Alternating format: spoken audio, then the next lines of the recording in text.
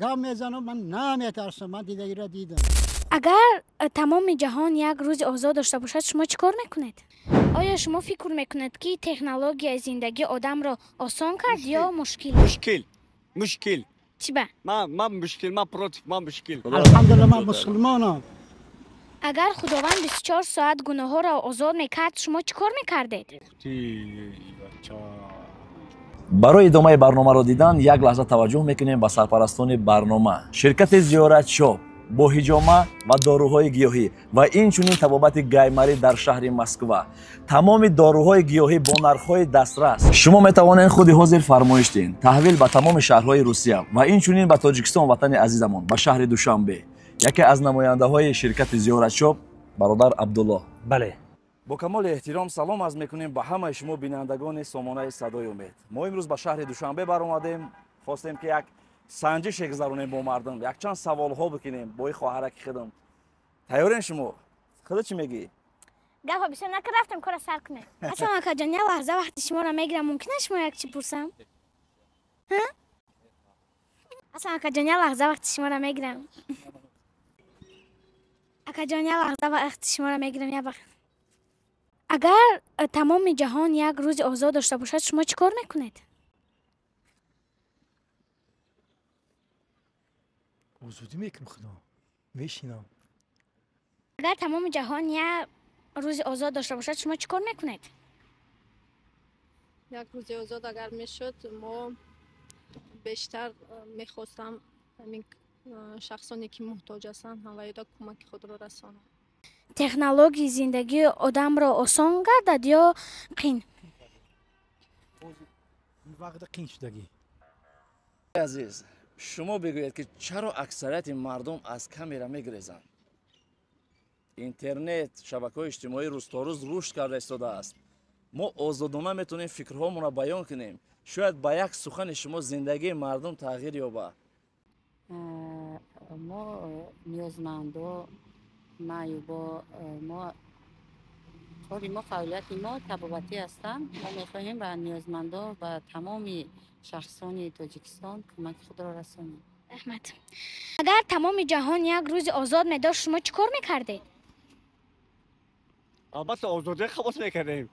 آیا شما فکر میکنید که تکنولوژی زندگی آدم را آسان کرد یا مشکل؟ البته آسان میکند برای که هر یک پیشروی هست تکنولوژی قطعی به حد کاری ما و شخصانی نیازمند را به حد کارشان آسان کردگی. حالا همچنین حاضر دامجا میرم یک جرغات میگیرم. دامجا 5 سومای دامجا میو 6 سومای. طوریه؟ در حقیقت ها؟ حقیقت دامجا. بعد یک خلب میگیرم. من خلب نان سیاه میخورم. بعد آنجا بعد 5 سوم میگیرم. آنجا میری 12 یک زنک هستن. میشناسم این زنکا. و 7 سوم فروخته سی طوریه؟ درست قید کرده. سر نمیشوه. 5 چیلک یک بار میسخه. خیلی تو من میدونم من کار کردگی من خیلی بجا میبرم من میدونم چند نرده میبیارد اینا میسپره تو اویلگ میگیری کار میکنی.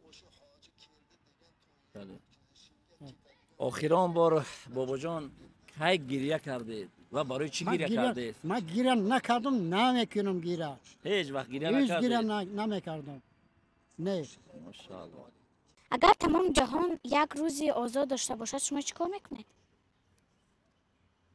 اگر یه وقتی آزاد داشته باشم مقصد یک روزی آزاد یه روزی آزاد مقصد یک اونجا میرم تماشا.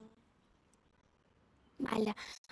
آیا شما فکر میکنید که تکنولوژی زندگی آدم را آسان کرده یا مشکل؟ آسان کرده. آسان؟ اگر خداوند 24 ساعت گناه ها را آزاد میکرد شما چیکار میکردید؟ راستی اکن آزادم که کند ما هم بنده خداوند که هستیم همین بغیر از خوبی یگان کاری دیگر کردن نمی‌کنم. در همین دنیا فقط میگویند که فقط خوبی همه آدم هایی که با خوبی گیراس هستند همیشه خداوند به آنها یاری خود را میرسوند. احمد اگر در قانون تاجیکستان یک ماده اضافه میکردن شما چی ماده اضافه میکردید؟ برای شهروندان تاجیکستان من یک قانون رو پیشنهاد میکردم که همه شهروندان تاجیکستان لباس ملی خودمون رو ببر میکردن. از اروپا نیود از ملی خودمون لباس ملی خودمون. شما یعنی از اروپا نه ملی تاجیکی خودمون به ما زیبنده هست و زنها ملی خودمون اطلس های تاجیکی و زنهای تاجیکستان به حد زیبنده هستند. رحمت. آیا شما فکر میکنید که تکنولوژی زندگی آدم رو آسان کرد یا مشکل؟ مشکل چی با؟ من مشکل، من پروتیف، من مشکل. با کدام سبب؟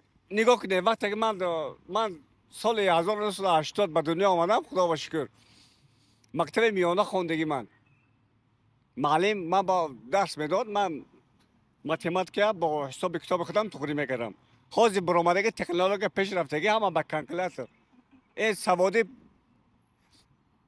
معجزه آدم پس میکند. رحمت. السلام علیکم. تقا جون ساز است. یک چند سوال ها داریم، میخوایم که در همین بابت فکر شما را گیریم. شاید سن سال شما به جای رسیدگی از خیلی چیزها را دیده هستین. اگر جهان یک روزی آزاد داشته باشد، همه چیز برای تو آزاد باشد، خیلی باشد همی خیش هیچ همی خیش نگذره. اگر خداوند 24 ساعت گناه ها را آزاد میکرد شما چی کار میکردید؟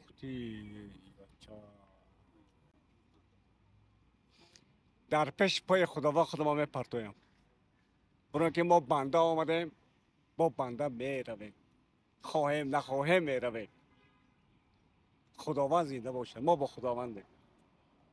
رحمت. سلامت باشید. اگر یک ماه برای شادی خود رایگان دهد شما چی کار میکنید؟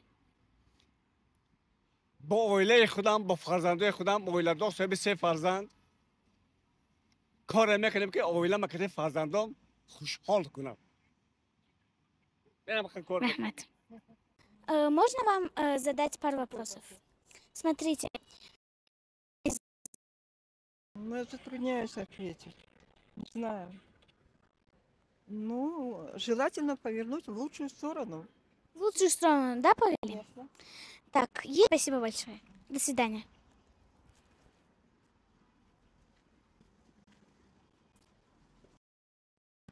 من مقصد به آدمایی که نیازمند هستن با اونا کمک میرساندم. مقصد با گناه کمتر میکردم.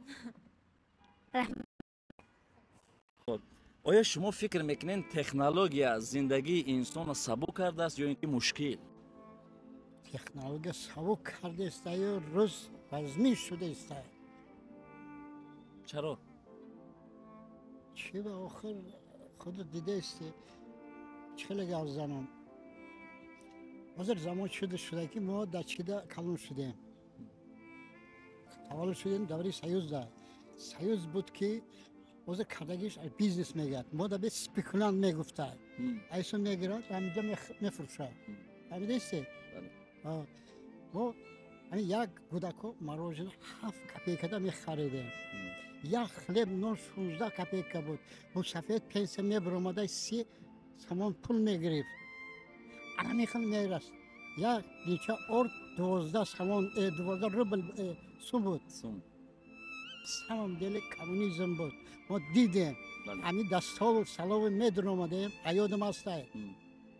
همین آخود میگرفتیم یکم دویم سیم نانشو پولشو حساب نمیکرده. اینمی در مکتب میرفتیم ما را فراش کم میداده فرم میداده کاستیوم برای میداده. بله. اوزر در مکتب میری معلم من خودم هم در مکتب کار میکردم مکتبی 40. اوزر معلم میگه که 3 سن بیار 5 سن بیار. همین کمبغال اگه جا میگیرد همین زنگ از 3 تا 4 تا گودک داره کار نمیکنه شوش درسی یا چی شده مرده به درک شدگی است. اینا چیزا خوندم من خود میروم گوش کردم. با ازبکی گاو زده استم. من خودم ازبک. اما گوش کن چی میگه. خوش میروم. اما خوش رفتگی قبول میشه و قرض داره. من لیش نه قرض داره. 6 ماه پلی من نداده. Вот рафтестай хоҷа. ҳаҷ рафтестая? Рафтестай. Қарздор қарза намете ба ҳаҷ мера. О, мерава. Вот тухмат мекуна. Ман ина намебахшам. Бале. На у дунё, на и дунё. Ман мебарам, гур мекуна, дамҷа мебарам. бале. Аксар одамое ки ҳозир ҳамсояш муҳтоҷро, бародараш муҳтоҷа, лекин ба сӯи ҳаҷ мерава. Худ нишонтии, а? Ана мехила. И туғрия. Қарзота бикан, бите. Ман 6 моҳ бепул кор кардам. Вале мо пул мепурсам, баъд чӣ мега? И қарола намон дамҷа. И туғрия. бале. Ман қарздор нестам. Ман меҳнат кардам, шавқов накардам. кор кардам. бале. дуруст аст, суханотон беҳтарин суханҳо. Агар худованд 24 соат гуноҳро озод мекард, шумо чӣ кор мекардед? Бо як бор гавзан. агар худованд 24 соат гуноҳро наменавишт, озод мекард, чӣ гуноҳе ки навишта намешуд, шумо чӣ кор мекардед? Худо гуфтагира мегаштам. Тамом ами гуфтагира. Тамом де ягон чиз не. агар гуноҳро ҳам бубахшадам намекардед? Намекардам.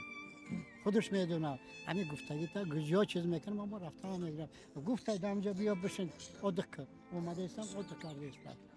Дорам. ба ҷавона ягон тавсия наметиҳем ки чӣ гуна зиндагӣ кунанд онҳо, ки шумо ин қадар умра дидем, худо моро ба ин умро бирасонад.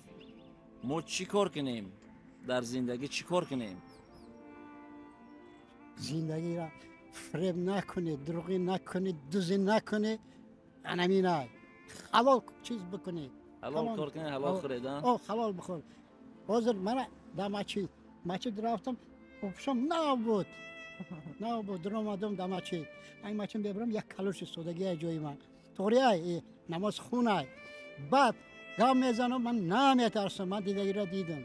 Хурдагиша хурдам. қариб 80 расидам. мачид меравад, шайтоне мекунад. Туғрияй. با مرا نصیحت میتیا توغریه درست. دوستان عزیز، چگونه که شما دیدید تا چنین توانمان ما با مردم صحبت کردیم و فکرانیشون را در این سوالهای خود گرفتیم. خوب نصیب باشه با فکر شما بعد این برنامه ما با کدام شهر ناحیه رویم، حتما در زیر کامنتاری نویسین. خودت چی گپ داری؟ یکم گپ داشته باشی گپ زن آخی دام دار کده گپ زنی را. Здравствуйте, дорогие подписчики! Мы сегодня очень устали, потому что мы снимали много роликов. Для вас, конечно. Вот, я хочу вам сказать то, что просматривайте наши видео, ставьте лайки и пишите в комментариях, как вам наши ролики. Вы можете поделиться, конечно, с нашими видео со своими друзьями.